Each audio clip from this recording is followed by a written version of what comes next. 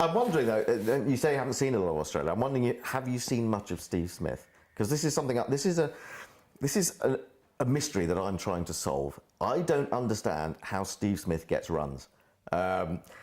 When you look at him, everything seems to be wrong from a sort of technical perspective, but he seems to find a way, and he's so consistent. In those circumstances, what is it that he's doing so right? Is it something just about having a really good eye, would you say, or is it something more than that? It's being in control of your own game, isn't it? I mean, you watch a lot of great players and the technique was far from perfect. You watch Robin Smith and it was all over the shop at times. You watch Alex Stewart, his was all over the place at times. Gucci didn't always have the best technique either, right. but they find a way of dealing with what they have and how they do it. And he has his own way of playing. He doesn't question it. He has a beautiful ability to forget what's gone and focus on the next ball. Right. And that in itself, he knows his areas, he knows what he does. That is enough. Right. That's all you need. It's not... Batting is sometimes working out what you can't do, so don't even try to do it. Well, you talk about not being able to sweep. Correct. Yeah. So you do something else. Yeah. So you narrow it down to what you've got, and then you make the most of that. And that's all there is to it, really. But he's supremely good at that. He knows his game. You watch Ricky Ponting. Ricky Ponting didn't have a fantastic technique all the time. I mean, bloody good batsman. Oh God, yeah. But So that's what Smith, it is. though, that's something. I mean, Ponting, you could look at him and you could enjoy his. Sometimes I look at Smith and I just don't enjoy watching him. There's two sorts of left-handers, aren't there? There's elegant ones like Gower, and there's ugly ones. Who are you talking about? Andrew Gale. But so that's there are different styles. Yeah. So it doesn't really matter. I mean, you look at Alan Border, he was not elegant whatsoever. No. Incredible player. So you take what you've got. And Alan Border knew what he couldn't do, so he didn't try to do it. Yeah. And Mike Atherton knew what he couldn't do, so he didn't try to do it. And then you got people like, you got the odd exception, like Viv Richards and Brian Lara can do everything and did do it. Well, I think you say in the book about talking to Clive Lloyd at one point, and you were saying, well, if you can pick the ball out, it's outside off stump, and you can hit it over mid-wicket, and you do it well, keep doing it. Yeah, Clive said that batting was an extension of your personality. And the analogy he used, he said, if you can walk into a pub and talk about football, sex and religion and everybody has a good night, keep doing it. He said, if you walk into a pub and discuss those topics and you get your head filled in, he said, don't talk about them. Yeah. He said, batting's the same way. If you can hit it from outside off over deep square leg and mid-wicket and you can keep doing it, do it. If it gets you out, stop it. Well, let's settle an argument here, because I thought it's quite interesting, because we have all these guys who are skippers who are now top-ranked batsmen. I mean, we have Kohli, we have Williamson, we have Root, we have Smith. As a coach, who is the best and who do you enjoy watching most? Well, the one I've watched most is Root. Right. I've watched him since he started, and I said ages ago, just only on Twitter, this guy's the real deal. I enjoy watching him because it sounds weird. I don't have a vested interest in him, but I do in my heart because I want him to develop into what I think he can be. Right. And he is. How good is that? One of the best in the world. Ever? Yeah. Right. I think if he gets a fair wind and a little bit of luck on his side, he could end up being one of the greatest.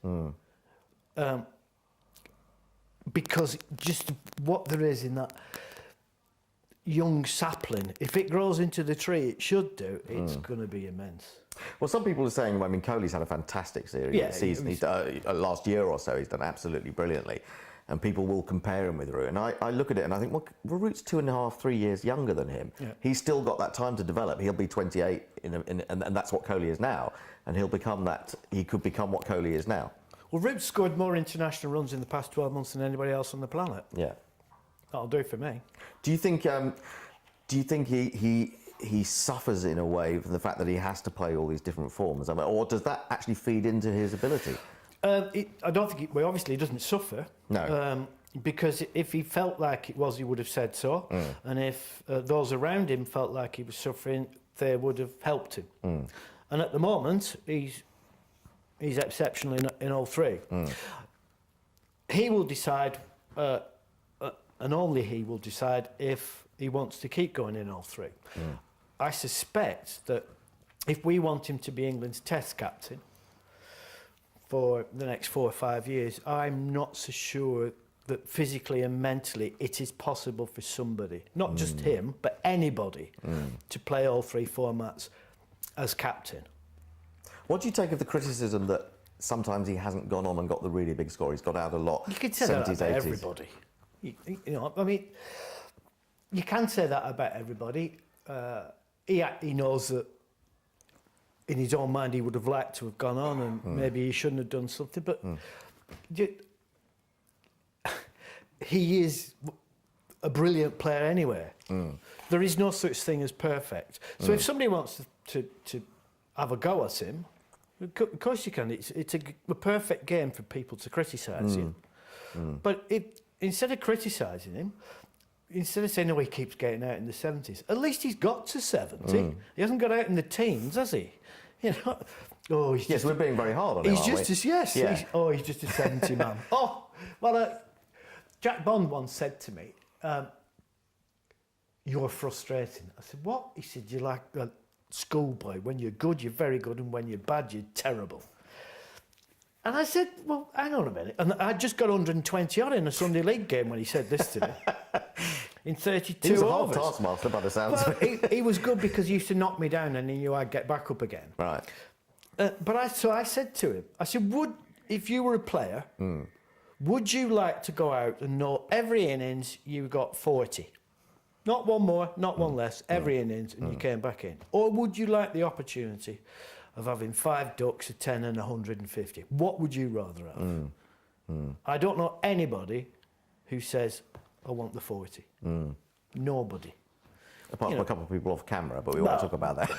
So if Joe Root's he keeps getting out in the 70s, I don't have an issue with that. I don't have a problem with that because I know that that's just what happened. Yeah.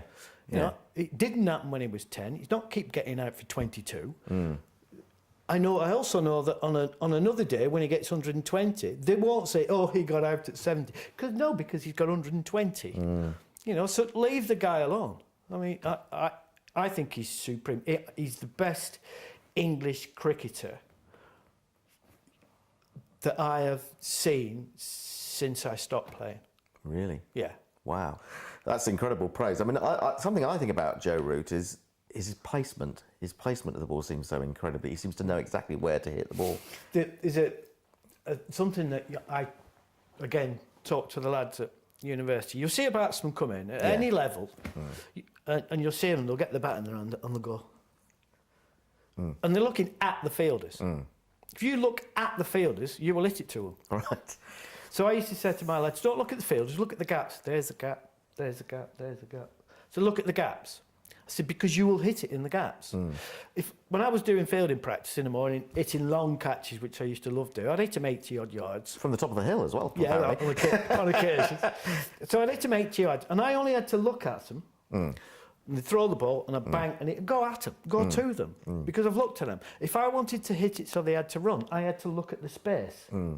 Right, bang, and I'd hit it into the space. So when your batsman's at the crease, don't check where the fielders are, check where the gaps are, because you'll hit it in the gaps.